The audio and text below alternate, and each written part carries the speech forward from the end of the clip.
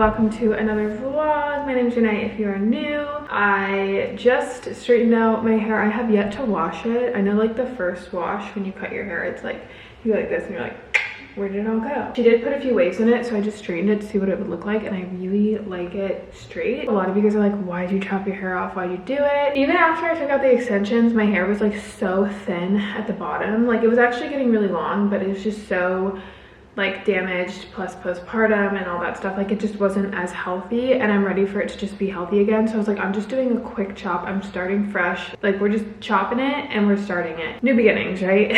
So that's like the main reason why I cut it. I'm typically a longer, like I gravitate towards longer hair. I think I actually look better with longer hair, but like I said, I just want it to be fresh and healthy and like kind of start new. So I took out all the old. We're growing fresh, we're taking care of it. We're gonna like not touch it again probably and just let it like do its thing and grow. Usually when I cut my hair, I'm like, oh my god, why did I do that? But I think the blunt cut really helps with it staying straight, because I have naturally curly hair. Sometimes it will like this, but I think because the blunt cut, it like is staying pretty straight, so it looks good. But I think I'm gonna like style it a little bit. This is where it gets fun. Like I love playing with short hair. Short hair is like way more fun. Like even if you put accessories like hats and stuff like that, or like beanies, I think it just looks better. I'm thinking this morning I'm gonna do a half up, half down. I'm actually going to my anatomy scan this morning, so that should be exciting. I know that's like a bigger ultrasound because you really kind of get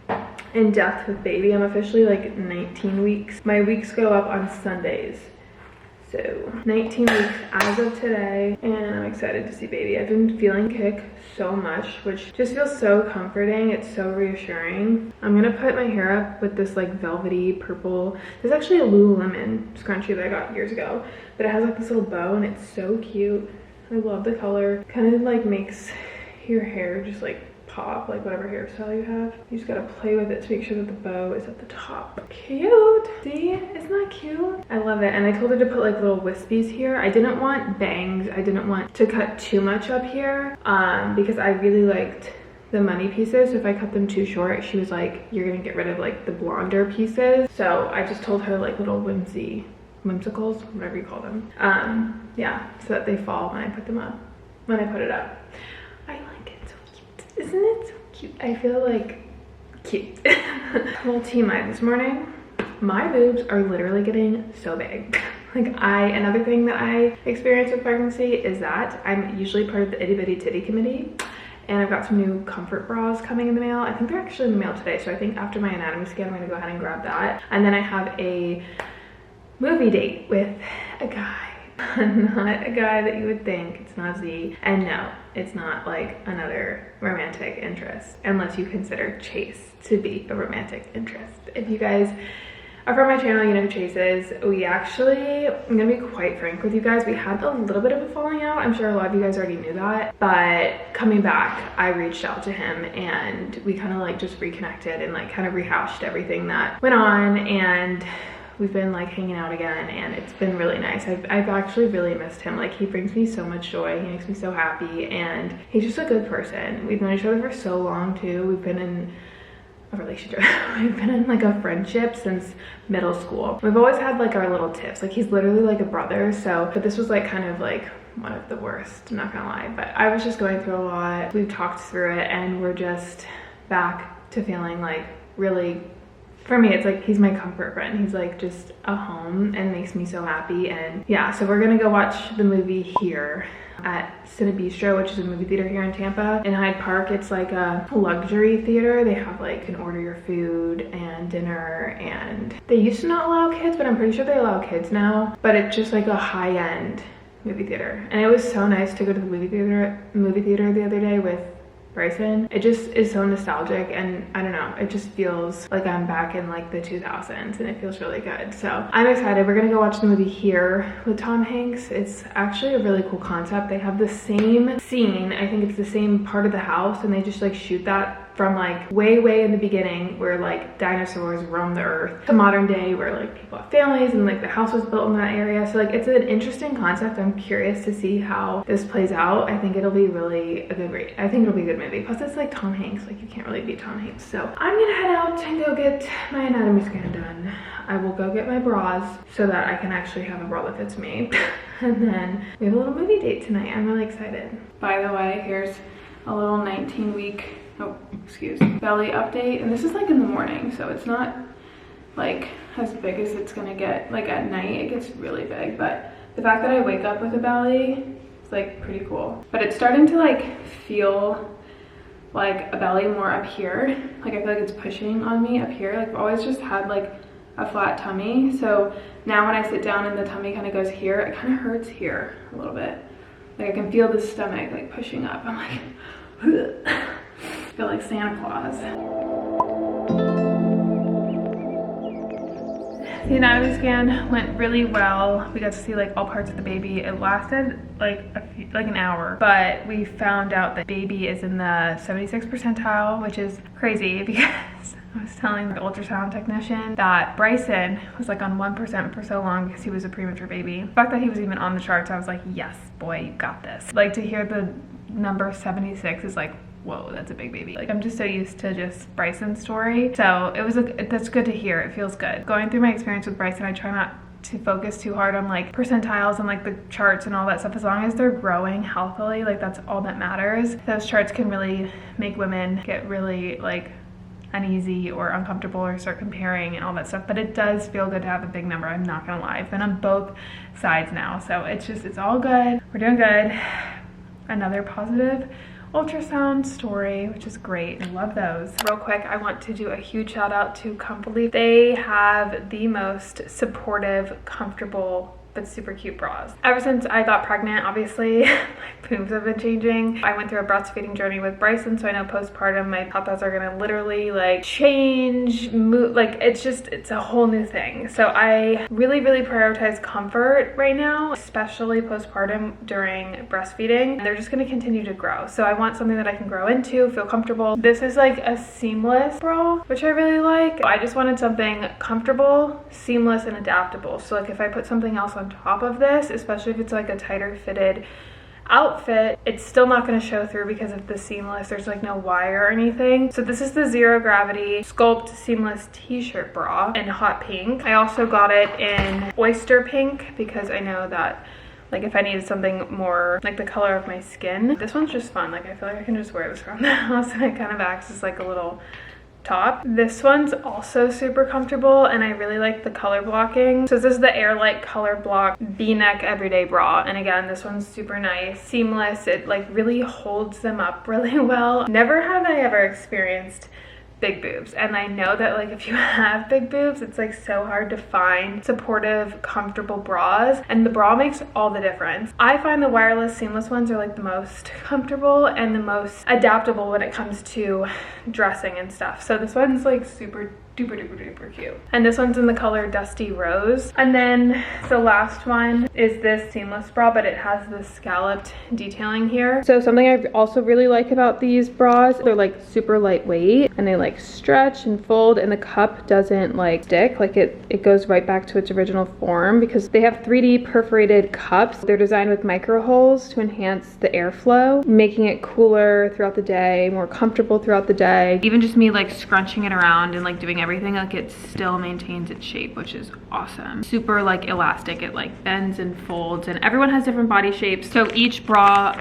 comes with like an extra strip if needed to attach so that you've got extra room and wiggle for comfort. One of the main reasons why these are so elastic is because they're 43% spandex, which typically in the industry is like 15%. They're also made with a fabric that I'm gonna pop on the screen here. This is safe for long-term wear. It's free from harmful substances, gentle on your skin, actually meets the requirements for the standards used in baby clothing. I know I'm gonna be getting a lot of use out of these because like I said, they're ever changing. They're a lot right now and I need comfort right now. None of my bras are fitting, so this came at literally the most perfect time. It's like perfect postpartum pregnancy bra. Like, I feel like I'm not even wearing one right now, which feels so good. So if you guys are a mother, if you guys want a supportive bra, if you guys want to find something that fits you and your lifestyle, I will leave them linked down below.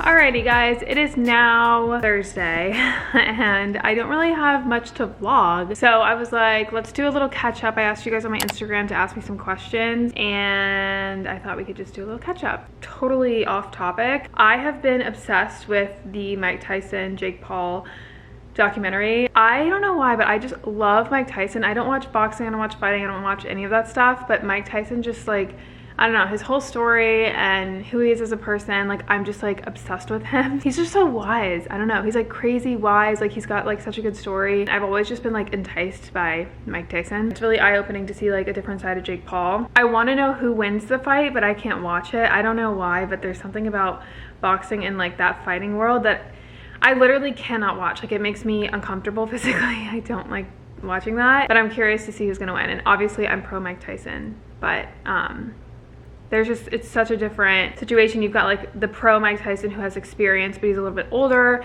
Then you've got like the newbie who's just as crazy, I think, as Mike Tyson was at one point, if not crazier. He's like new, he doesn't have that much experience, but he's in his prime in terms of like his body and his health and like his age. So it's like such a toss up. And the documentary was like, there's a million different ways that this could go and I believe them all. Like there, it's just like I have no idea what's gonna happen. I low key want Mike Tyson though to like knock Jake Paul the fuck out.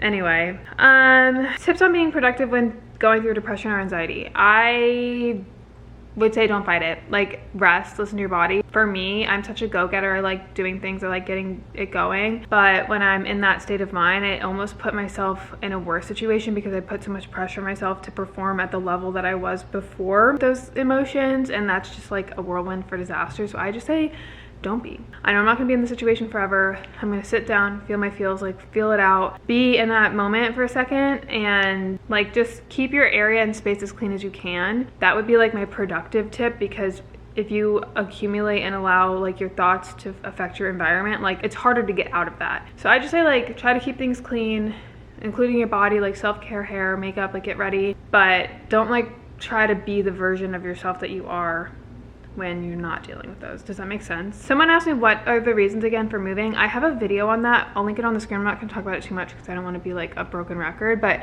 essentially I just wasn't happy. I realized that a couple times in my life that Florida's just where I'm happiest. There's something about the sunlight, the water, and like if you've lived on the water or grew up on the water, like if you don't have that, you crave it and like you always go back to it. So I think there's just something about the tropical life that my body needs to be like happy. One thing I would change in my life right now, honestly, I think I've been through a lot of things that contribute to like not being financially where I want to be. And it's like, you know, a lot of medical things, a lot of health things that went on, obviously moves, like there's just a whole bunch of things that have impacted that. And I really want to like get back on track and be like in a more consistent situation with that. I feel like I've lacked consistency over the years. I'm giving myself grace for because I've been through all this stuff, and a lot of it is just family, health, like I said, things beyond my control, but some of it has been in my control. And I just think that life moves so fast that I like lost that consistency. So like having consistency within my finances, having consistency within my planning, having consistency within my routine, my work, like that is something that I'm missing. But I know that I'm like rebuilding on that, and that's almost like as exciting as having it, because you know that you're kind of starting from the ground up, and it gives me something to work on and just kind of like start and be excited for. So a lot of you guys are asking about the gender of the baby and do I plan on revealing it. I will be during Vlogmas. I'm not gonna tell you what day. Yeah, I'll definitely let you guys know during Vlogmas. All-time favorite books. I was just talking about this with a friend actually. Some of the books that stand out to me that were like life-changing would be The Kite Runner. It was such a good life-changing book, but I also read it during COVID where a lot of like political turmoil was happening and there was a lot of hate going on in the world, and like to read that perspective of a different country just made me appreciate what we had in our country and the fact that we even have a voice to even speak on what we like or don't like. It was just such a like sad story. It was also a page turner. It's not a book that I would typically gravitate towards, but it was such a good book. Like I just really resonated with that book, and I feel like it gave me a different perspective on my life, and it was super life-changing. A book that I recently have read within the last year or two that has changed my life and was like,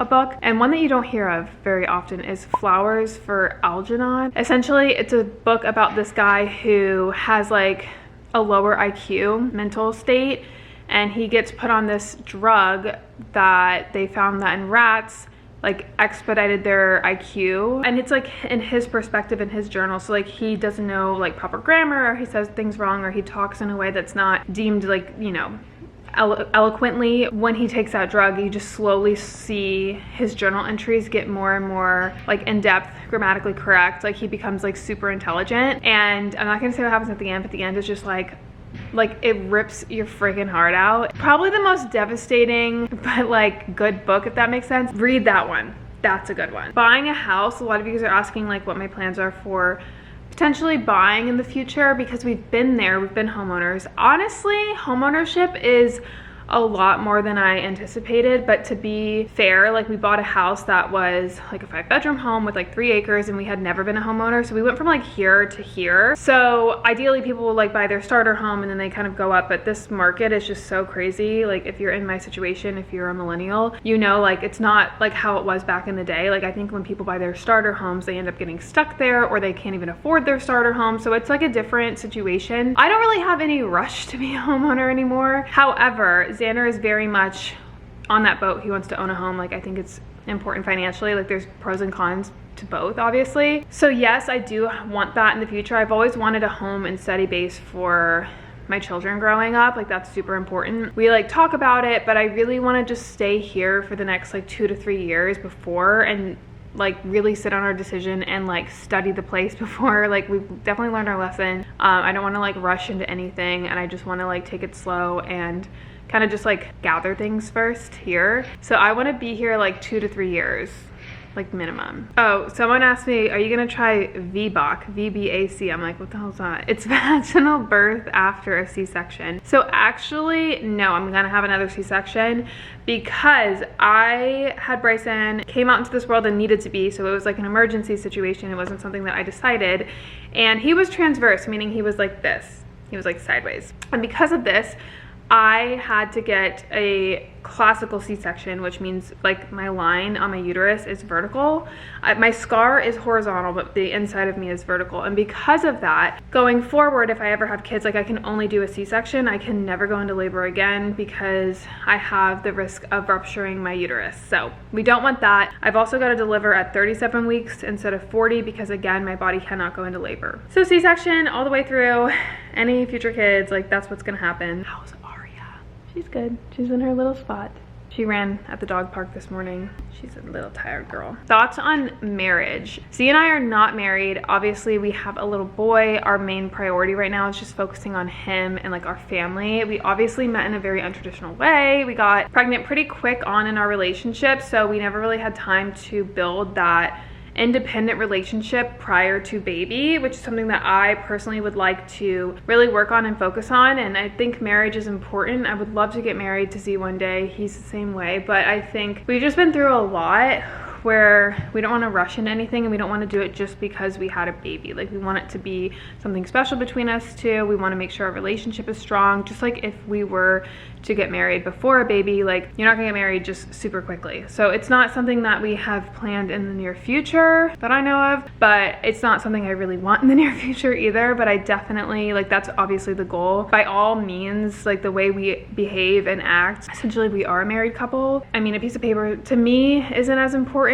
I always said I would get married if my partner was really into that. Like it's not something that I think is like a deal breaker, but now that I have kids, I think like I would like that for them too. Are you still in couples / individual therapy? My whole family's kind of like dove into therapy, and we've all gained new perspectives on how we handle and deal with things. So things have definitely altogether been better. Conflict and all that stuff, like conflict is going to happen. Therapy's not gonna change that. Therapy is not going to change your situation. It just helps you be able to cope and deal with it better on your own personal level, rather than looking outside at other people and like how they're responding to the situation. It's just like how you can gain control over it and get better reaction from your environment, including the people, based on how you're reacting to said issue. And so we've all like dabbled in it. I personally am not in it right now. Z and I kind of put a stop on it. We were in it at some point, and it's just been super beneficial. I think it's also super important to talk your feelings out. Like if you're in a feeling of like feeling stuck or consumed with those thoughts and seeing yourself go down the same path and like not being able to deal with things. But we've been really good, and it's really helped us. So no regrets there. I'm just focused on work right now, focused on being healthy and happy, and I've been really happy like lately. Like I've just really felt myself. I feel like I lost myself. Oh my god, lost myself so bad. And I'm slowly coming back, and something I've realized is I feel like I tried so hard to come back to myself, where I always felt like fake, or like I wasn't really being me, or I'd be me for a second, but then it would all come crashing down because, you know, you're dealing with trauma and trying to overcome things and letting things go and all this stuff. And what I've realized is it really just takes time. Like you've got to like trust yourself and know that like if you continue to go and not stop because you think you failed, or not stop because you're getting confused, just keep every day going, like you will eventually get there. And just really focus on building confidence within yourself, and remember who the fuck you are. Surround yourself with people who know the fuck who you are, that make you feel good and see the good in you and like encourage you and uplift you. It just like, it helps a lot. So yeah, I've been pretty good. I've been feeling totally myself, and I haven't felt like this in a while. And it was scary when you lose your sense of identity and like your sense of self and your confidence. Like I hated being in that place. That was the worst place I've ever been in my life. Like even after my dad died, like grief is tough and all this stuff, but it's a different tough. Like losing your sense of self and like your confidence, it's just so like devastating. Being able to overcome that and outgrow it, I hope to God that I can help someone. I want to take what I went through and hopefully be able to use that as my story to help other people going through that situation, because I know firsthand what those situations feel like, and they're not a good place to be in. And I don't ever want anyone to feel like alone in that. But yeah, I'm gonna end the vlog, and I will see you guys in a future video. Thank you so much for watching. Mwah! I love you. Bye.